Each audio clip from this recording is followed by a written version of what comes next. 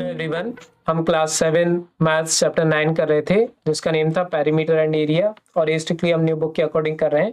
इसकी exercise 9.1 complete करना हमने स्टार्ट किया था जिसकी प्रीवियस वीडियो में क्वेश्चन 5 तक हम कंप्लीट कर चुके हैं। आज हम देखेंगे question number 6। Question number 6 start करने से पहले हम जान लेते हैं इस क्वेश्चन का डायग्राम कौन सा है।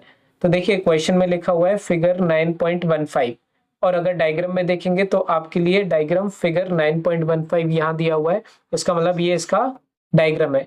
कई बार बच्चे क्वेश्चन में कंफ्यूज हो जाते हैं कि कौन सा इसका डायग्राम है। क्लियर? तो क्वेश्चन नंबर 6 का डायग्राम ये दिया हुआ है। अब हम पढ़ते हैं क्वेश्चन। क्वेश्चन में लिखा हुआ है DL and BM are the height on the side AB and AD respectively of a parallelogram ABCD figure 9.15। कह रहे हैं कि DL और BM दोनों हाइट है पैरेललोग्राम की और किस साइड पर ये हाइट है AB और AD। मींस DL जो है, अगर आप देखेंगे तो DL जो है वो AB पर हाइट है। क्लियर? और BM जो है वो हाइट AD या DA पे हाइट है। क्लियर? तो बेसिकली इस पैरेललोग्राम में दो हाइट दी हुई है हमारे लिए। क्लियर? अब आगे बढ़ते हैं। If the area of the parallelogram is 1470 centimetre square, तो ये तो हम सबसे पहले सॉल्यूशन में लिख ही लेते हैं कि एरिया ऑफ पैरेललोग्राम हमारे लिए दिया हुआ है। एरिया ऑफ पैरेललोग्राम, ठीक है, क्या दिया हुआ है? 1470 सेंटीमीटर स्क्वायर। क्लियर? अब इसके बाद इन्होंने बोला है कि AB की वैल्यू 35 सेंटीमीटर है, AB की वैल्यू 35 सेंटीमीटर है, AD की वैल्यू 49 सेंटीमीटर है। तो ये जो भी वैल्यू गिवन रहती है ये भी आपको लिख लेनी है। AB की वैल्यू 35 सेंटीमीटर, AD की वैल्यू 49 सेंटीमीटर। क्लियर है? तो ये जो भी वैल्यू लिखी हुई रहती है ये हमने लिख लेना है पहले ही। क्लियर? ताकि कोई कंफ्यूजन ना रहे। इसके बाद ही बोल रहे हैं find the length of BM and DL। कह रहे हैं कि BM बताओ और DL बताओ। तो BM अगर आप देख रहे हो तो ये है कंप्लीट बेसिकली एक हाइट है ना। फिर इसके बाद इन्होंने बोला कि DL निकालो। DL, तो इन्होंने हमसे दोनों हाइट की वैल्यू फाइंड करने के लिए बोला है। DL भी एक हाइट है, BM भी एक हाइट है। क्लियर? तो अब चलो स्टार्ट करते हैं हम इसको निकालना। आप चाहें तो यहाँ पे लिख सकते हैं टू फाइंड क्या निकालना है? BM and DL। क्लियर? तो सबसे पहले अगर आप देखेंगे पैरेललोग्राम को तो BM में मुझे एक हाइट दिख रही है, ये वाली है ना। BM क्योंकि एक हाइट है और इस हाइट से एसोसिएटेड इसकी जो बेस है वो ये वाली है, DA या फिर AD वाली। क्लियर? तो मेरे पास AD की वैल्यू गिवन है, AD की वैल्यू गिवन है, एरिया ऑफ पैरेललोग्राम गिवन है। क्लियर? तो मैं यहाँ पे एरिया ऑफ पैरेललोग्राम और क्योंकि AD से एसोसिएटेड ही तो BM है। क्लियर? तो यहाँ पे मैं क्या लिख सकता हूँ, देखिए ध्यान से, एरिया ऑफ पैरेललोग्राम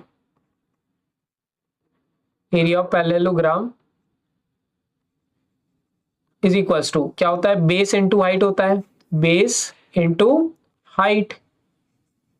क्लियर? तो अगर मैं बेस मान के चल रहा हूं इस पैरेललोग्राम की AD, अगर मान के चलिए मैं बेस अगर AD को मान के चल रहा हूं तो इससे एसोसिएटेड हाइट कौन सी हो जाएगी? BM। क्लियर? तो यहाँ पे बेस के लिए मैं लेकर के चल रहा हूँ AD, तो इससे हाइट क्या हो जाएगी? BM। अगर आप अब ध्यान से देख रहे हो तो एरिया ऑफ पैरेललोग्राम तो हमारे पास ऑलरेडी गिवन है जो कि 1470 है। तो एरिया ऑफ पैरेललोग्राम की जगह मैं क्या लिख दूंगा? इस एरिया ऑफ पैरेललोग्राम की जगह मैं क्या लिख दूंगा? 1470। क्लियर? तो इजीली मेरे को क्या मिल जाएगी? AD की वैल्यू निकल के आ जाएगी क्योंकि मुझे BM की वैल्यू निकल के आ जाएगी क्योंकि मुझे BM निकालना है। क्लियर? AD की वैल्यू तो ऑलरेडी हमारे पास गिवन है जो कि है 49। क्लियर? कोई भी डाउट रहे तो आप कमेंट सेक्शन में पूछ सकते हैं। तो देखो नेक्स्ट स्टेप में मैं 1470 तो एज इट इज लिख रहा हूँ। AD की जगह मैं क्या लिख सकता हूँ? AD की वैल्यू क्योंकि मेरे पास गिवन है 49 तो AD की जगह मैं 49 लिख रहा हूँ और BM की जगह मैं क्या लिख सकता हूँ? BM ही, क्योंकि BM तो मुझे फाइंड ही करना है। देखिए क्लियर है?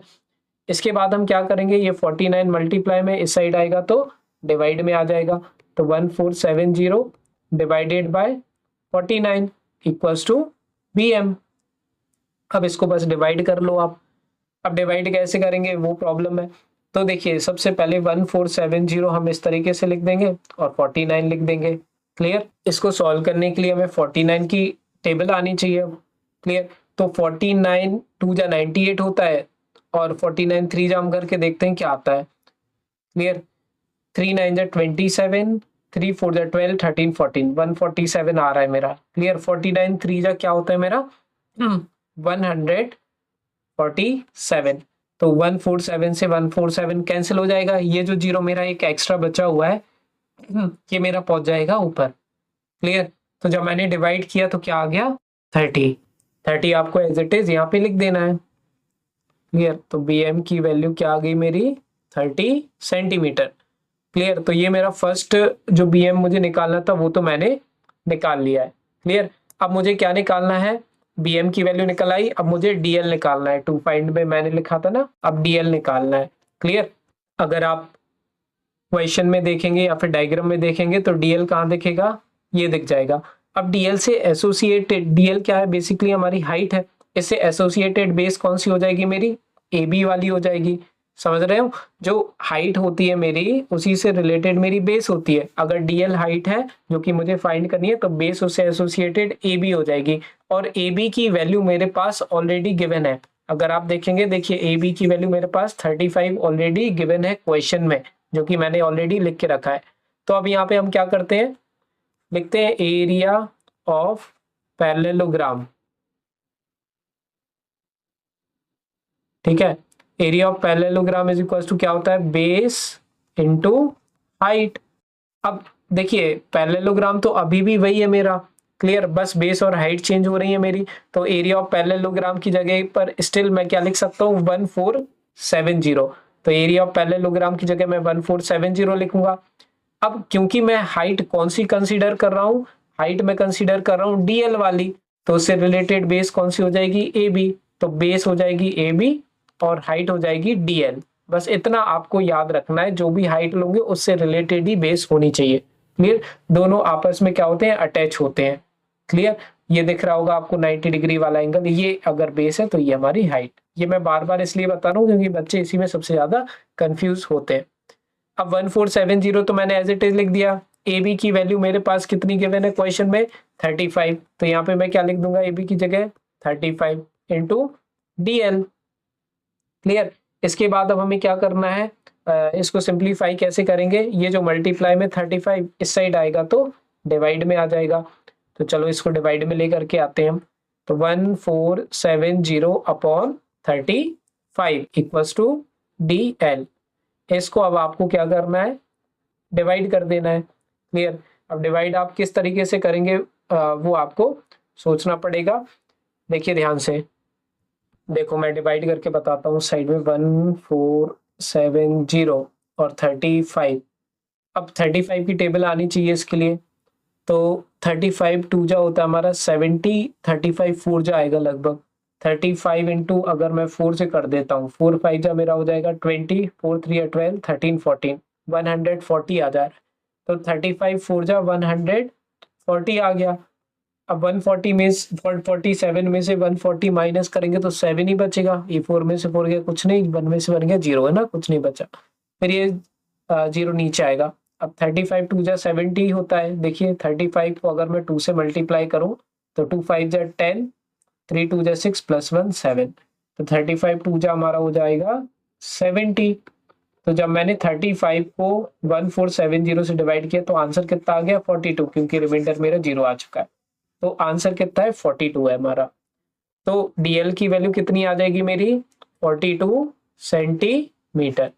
This is the answer for this question.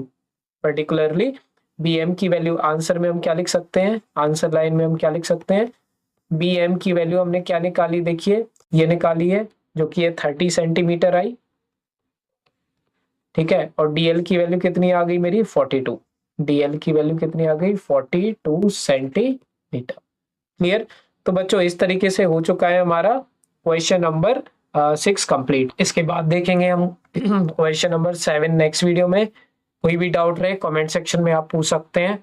बाकी सारी वीडियोस की प्लेलिस्ट बनी हुई है, प्लेलिस्ट की लिंक मिलेगी डिस्क्रिप्शन में, वहां से जाकर के आप कंप्लीट चैप्टर एक साथ कवर आउट कर सकते हैं। तो मिलते हैं नेक्स्ट वीडियो में, बाय।